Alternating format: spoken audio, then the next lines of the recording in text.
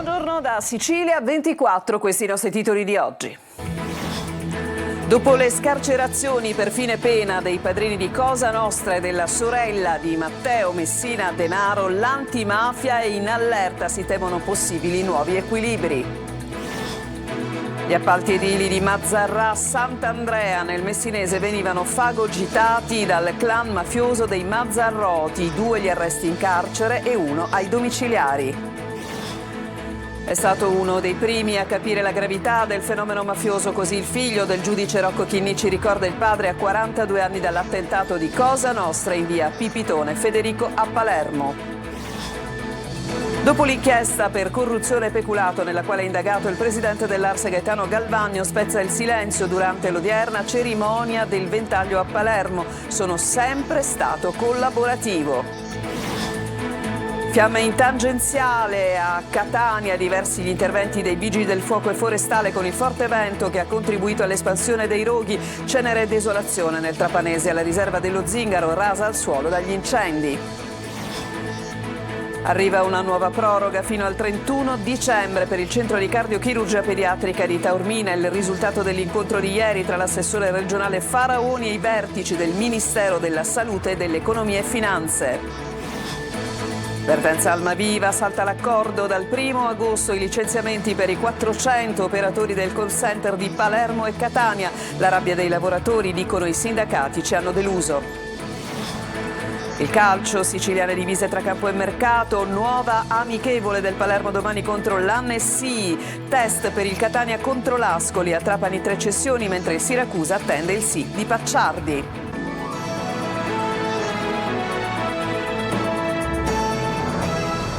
Bentrovati, c'è la vera allerta dell'antimafia e tutto questo dopo le scarcerazioni per fine pena dei padrini di Cosa Nostra e anche della sorella di Matteo Messina Denaro. Il ritorno dei boss nei loro luoghi potrebbe portare a nuovi squilibri. Sentiamo. Il carcere deve tendere alla rieducazione del condannato, questo dice anche la nostra Costituzione. Ma quando il condannato è un esponente di spicco della criminalità organizzata, i dubbi che la detenzione abbia centrato l'obiettivo costituzionale sono legittimi.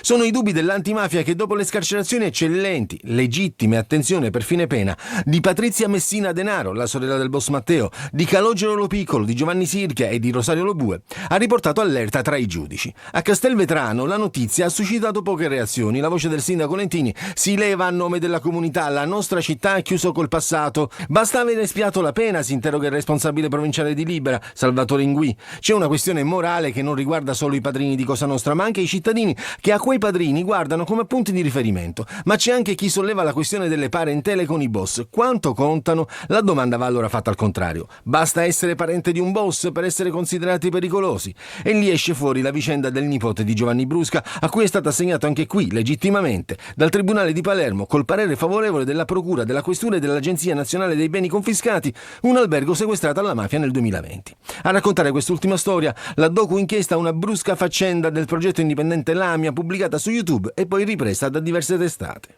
Ci siamo interessati sui motivi che hanno determinato questo fatto e sulle conseguenze degli ultimi anni. Allora ha preso piede un'inchiesta completamente autonoma in materia di reperimento fonti, documenti e soprattutto ricostruzione. Abbiamo semplicemente esercitato il nostro diritto di cittadini a porre domande nella speranza che qualcuno ci risponda, ma come vedrete nel documentario questa cosa non è molto piaciuta ai diretti interessati. Rimane il contesto di una questione morale e umana da riflettersi con le esigenze della giustizia. Gli appalti edili di Mazzarrà Sant'Andrea, siamo nel Messinese, venivano fagocitati dal clan mafioso dei Mazzarroti. Ci sono 2 arresti, un altro ai domiciliari nell'ambito di un'inchiesta appunto della DDA di Messina. Francesco Triolo.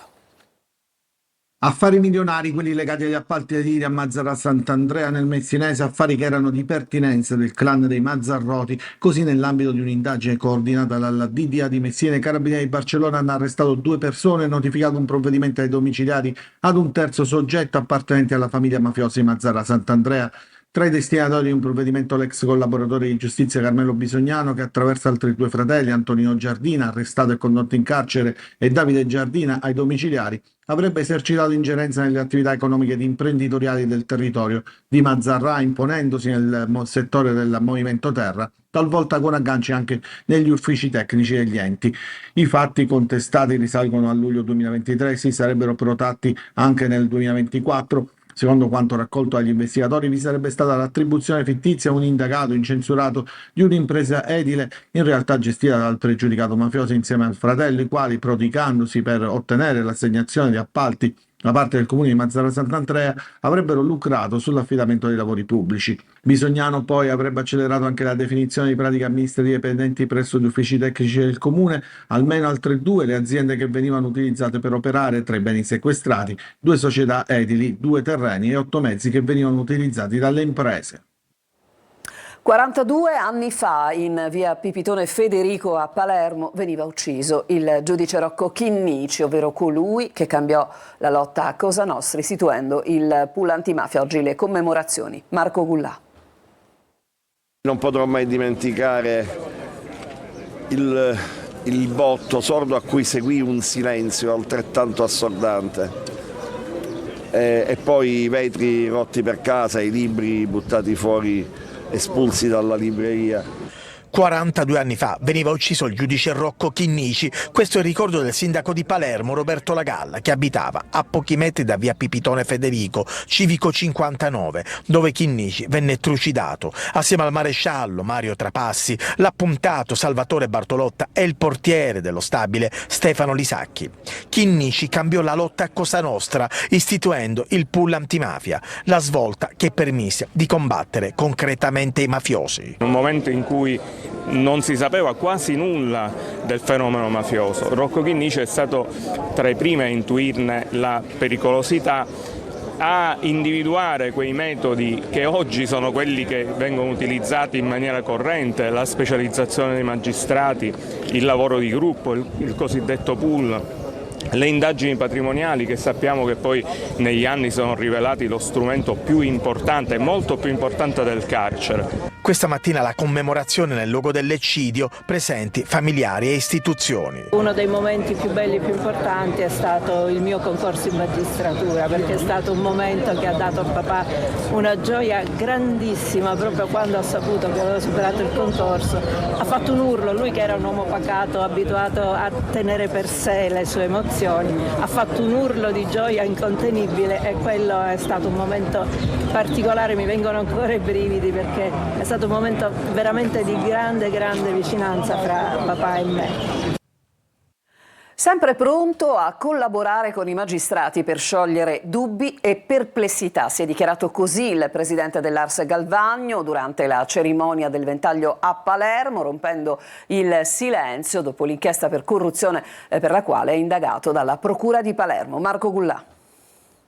Dopo settimane di silenzio, il presidente dell'Ars, Gaetano Galvagno, indagato per corruzione e peculato, torna a parlare, e lo fa in occasione della consueta cerimonia del Ventaglio. Se tornassi indietro, metterei una telecamera del Grande Fratello per far vedere tutto quello che è successo, ha detto Galvagno, per far vedere la verità. Ho sempre agito in buona fede. Sto attendendo in maniera, credo, abbastanza silenziosa, e ho evitato qualsiasi genere di esternazione.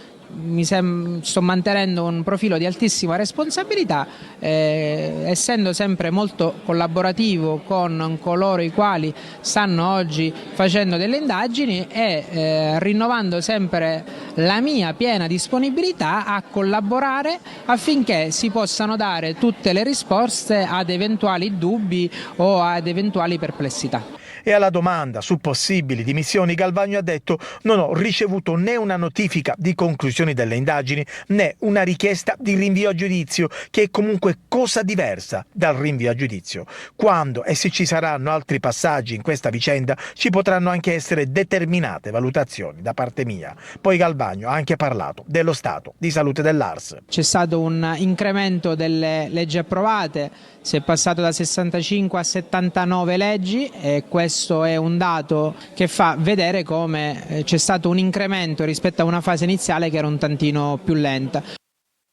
Adesso cambiamo decisamente argomento e purtroppo ci ritroviamo a parlarne ogni giorno e parliamo di incendi in un vasto rogo. Infatti sta lambendo la tangenziale di Catania, le fiamme alte e una nube di fumo nero creano difficoltà agli automobilisti in transito, peraltro impossibilitati a proseguire sul tratto che è stato chiuso all'altezza di San Giorgio.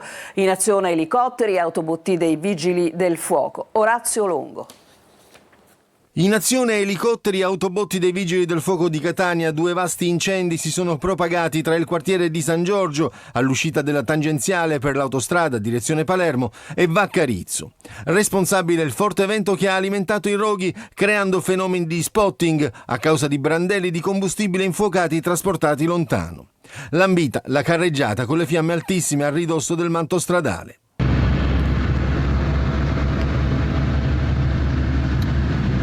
Il fumo ha creato grosse difficoltà, come si vede dalle immagini, agli automobilisti in transito. Chiusa momentaneamente la strada per Vaccarizzo dopo il ponte Primosole. A fuoco sterpaglie, ma qualche timore si è presentato per un deposito di mezzi pesanti. Vigili del fuoco impegnati anche in via San Francesco l'Arena per un altro rogo di sterpaglie e vegetazione.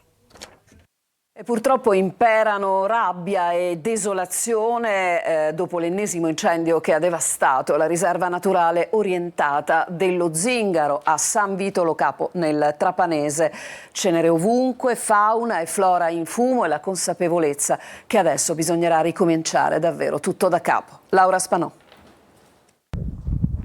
Ecco cosa resta dello Zingaro dopo l'incendio di venerdì scorso. Cenere ovunque, che a tratti stride con l'azzurro del mare. Se percorri i viottoli lo senti ancora l'odore acre che ti brucia le narici e ti chiude la gola. Benvenuti in quel che resta della riserva naturale orientata dello Zingaro, ancora una volta violentata da mani criminali. Distrutta dal fuoco la piana di Uzzo. I turisti sulle loro imbarcazioni cercano di stare lontano da una delle calette più affascinanti della zona, meta di migliaia di bagnanti ogni anno. L'incendio ha distrutto tutto il verde che anno dopo anno si è tentati ma invano di far ricrescere, così si deve fare i conti con la desolazione completa. Un paesaggio spettrale, ciò che accoglie chi riesce a entrarvi in questi giorni. I danni sono ingenti, tutto è nero di cenere da valle fino alla cresta delle montagne. Salve le case della forestale, anche quelle della galleria, i musei indenni ma circondati dalla cenere. In cenere però gli ulivi di Cala della Disa, gli ultimi frassini superstiti dell'incendio devastante di 4 anni fa,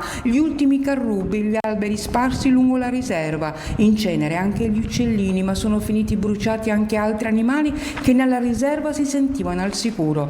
Quel che rimane dello Zingaro oggi è tanta rabbia e una landa desolata. Adesso ci spostiamo, l'argomento diventa la sanità, anche la mala sanità per certi versi. Parliamo dell'ASP di Ragusa, un po' in affanno per problemi legati alla mancanza dell'attrezzatura, e così un insegnante di Pozzallo ha speso 700 euro per degli esami cardiologici che comunque erano stati definiti urgenti, ha dovuto comunque ricorrere ai laboratori privati. Ci racconta questa storia Veronica Barbarino. Un altro caso di disservizi nella sanità siciliana arriva da Ragusa. Non ci sono le attrezzature, che devono essere ancora sostituite, e lunghi tempi d'attesa. Così un insegnante di Pozzallo ha speso 600 euro per esami cardiologici urgenti che non poteva fare nella struttura pubblica. Mi è stata riscontrata una polmonite dilatativa con versamento pericardico. Il mio cardiologo mi ha consigliato di fare una cardiorisonanza e la TAC coronarica. Queste 2 prestazioni vengono elargite dall'ospedale Guzzardi di Vittoria. Ho aspettato più di 1 mese e mezzo, al che giustamente io non stavo proprio per niente bene. Mi hanno detto che al momento non prendevano nessuna prenotazione. Mi hanno detto: signora, noi non possiamo aiutarla in nessun modo.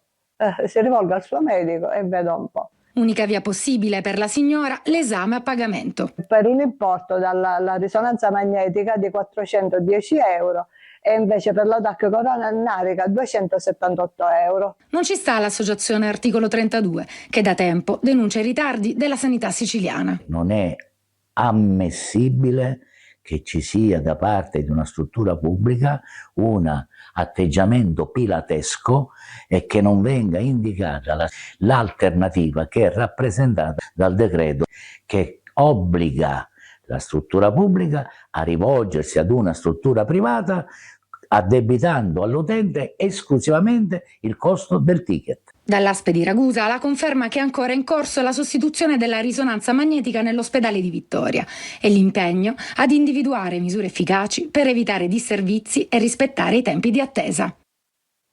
Era nell'aria, ma da oggi è ufficiale la nuova proroga per il centro di cardiochirurgia pediatrica di Taormina, che potrà comunque proseguire la sua attività sino al 31 dicembre. Questo è il risultato dell'incontro di ieri tra l'assessore alla salute Faraoni e i vertici del Ministero della Salute e dell'Economia. Ma sentiamo Emanuela Corsi. Il centro di cardiochirurgia pediatrica dell'ospedale San Vincenzo di Taormina rimarrà operativo anche dopo la scadenza del 31 luglio.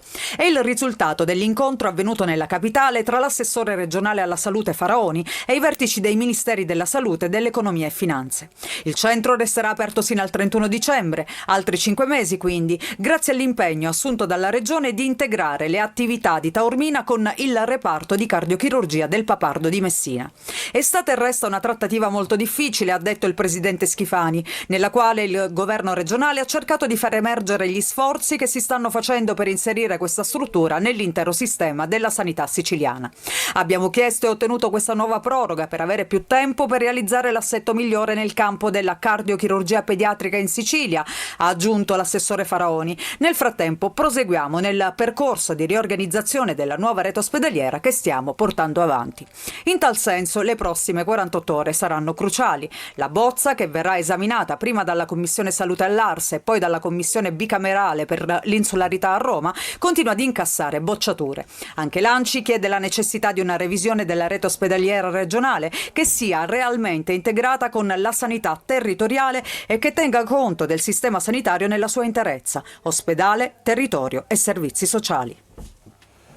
A Palermo la Guardia di Finanza ha notificato avvisi di conclusione indagini a 22 persone residenti in Sicilia e su tutto il territorio nazionale per una truffa sulla vendita di auto a noleggio per un importo di quasi 1,5 milioni di euro. L'organizzazione noleggiava le auto e poi, attraverso agenzie compiacenti, le immatricolava per venderle grazie a concessionarie che si prestavano a farlo, utilizzando documentazione falsa che rendeva difficile tracciabilità delle vetture. Le macchine venivano noleggiate da società presenti nei principali aeroporti siciliani. Adesso ci fermiamo, c'è una pausa e poi torneremo con un'ampia pagina sindacale. Partiremo dalla vertenza Almaviva. A tra poco.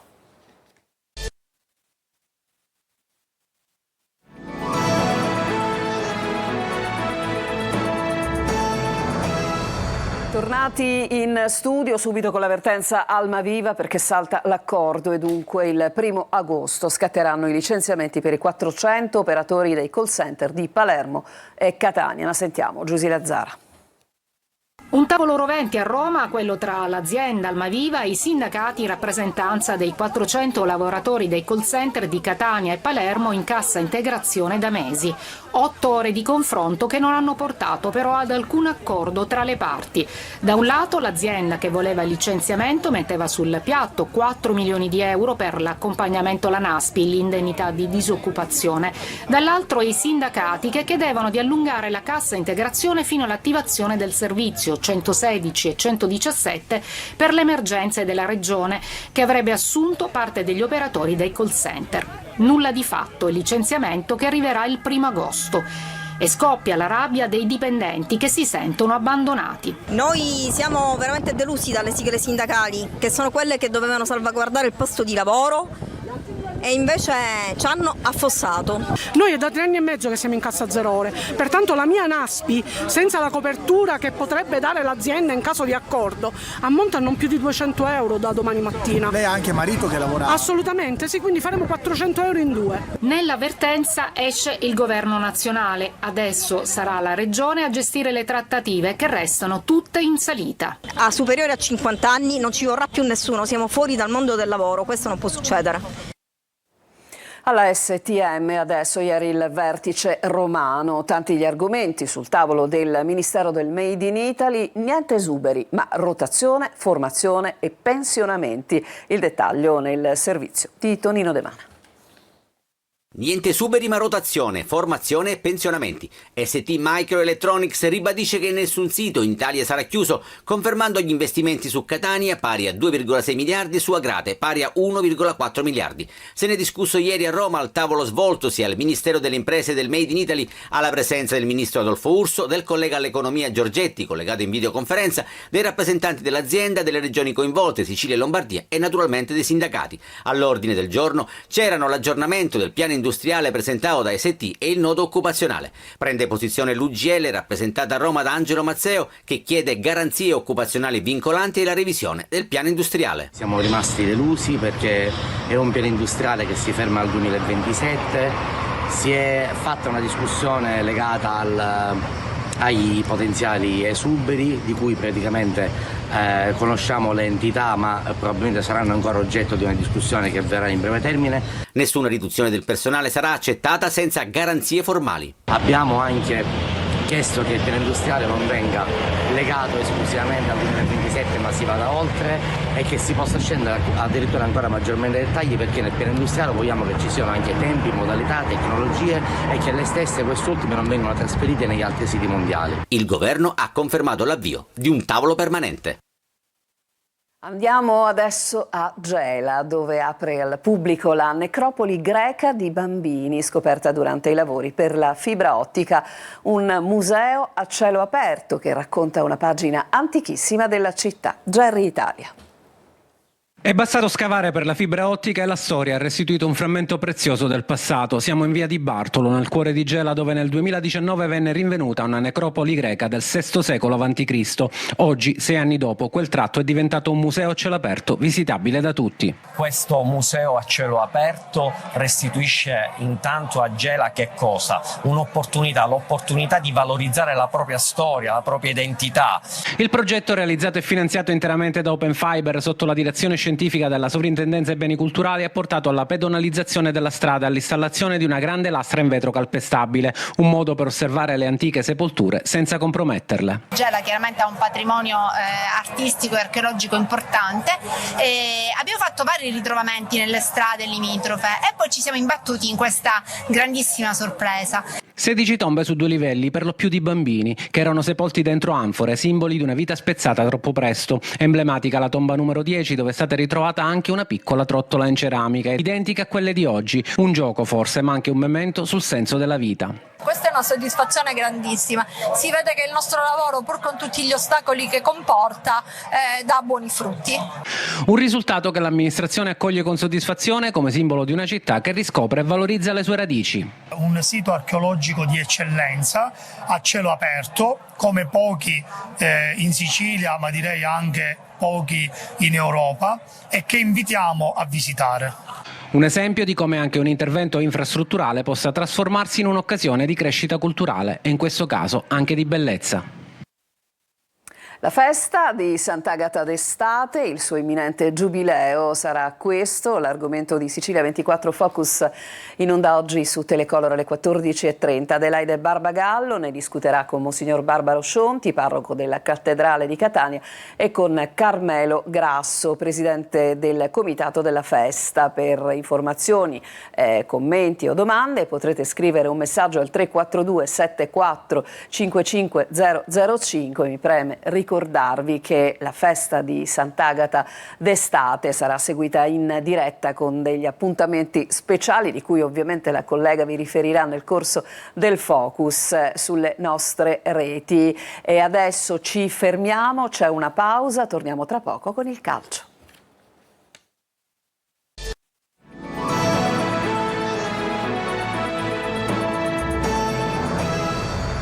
Siamo al calcio, siciliana divise tra campo e mercato. Il Palermo affronterà l'ennesima amichevole domani contro l'Annecy, test anche per il Catania contro l'Ascoli, ma sentiamo le altre che riguardano il mercato nel servizio. Ancora Tonino De Mana.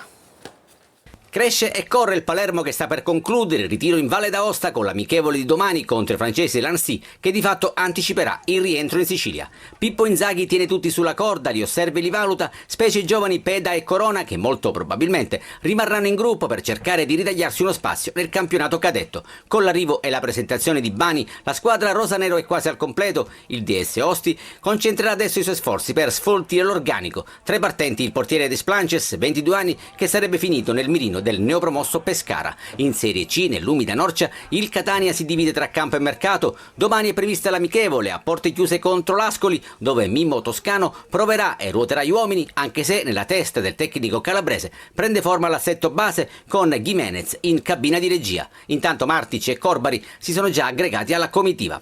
Dopo l'ennesima rivoluzione di Antonini a Trapani si lavora prevalentemente con operazioni in uscita. 3 le cessioni in poche ore, Spini e Marsico, entrambi rientrati dai rispettivi prestiti alla Spal e alla Fidelis Andria, sono destinati rispettivamente al Ravenna e alla Vibonese, mentre Malomo sta per accasarsi al Guidonia. La partenza di quest'ultimo impone un altro movimento in entrata per completare il reparto difensivo e a Canicattini Bagni prosegue il ritiro del Siracusa che fatica agli ordini del confermato Turati. Il DS Laneri sta lavorando per assemblare l'organico, cercando gli uomini giusti nei ruoli chiave. Per la difesa sembra a buon punto la trattativa per Pacciardi, centrale lo scorso anno in forza alla Pianese.